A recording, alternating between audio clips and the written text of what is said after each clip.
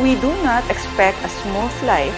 We expect there will be challenges, and because of that, we plan out how to navigate challenges, right? And I won't gonna, enumerate what will make you live miserably.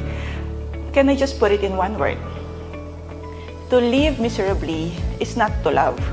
Naks, parang Valentine's, diba? Because when you don't love, you don't respect. When you don't love, you lie. When you don't love, you don't care for each other, right?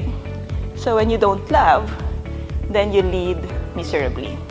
And yet, you achieve success.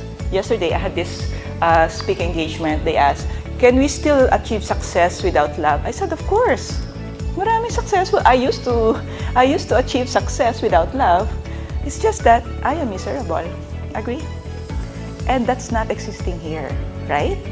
Mukha kasi kayo nagmamahalan kanina. Biro mo, sabi ko, get one friend and one tribe ang kinuha nyo. And palakpakan naman natin ang talagang cooperation.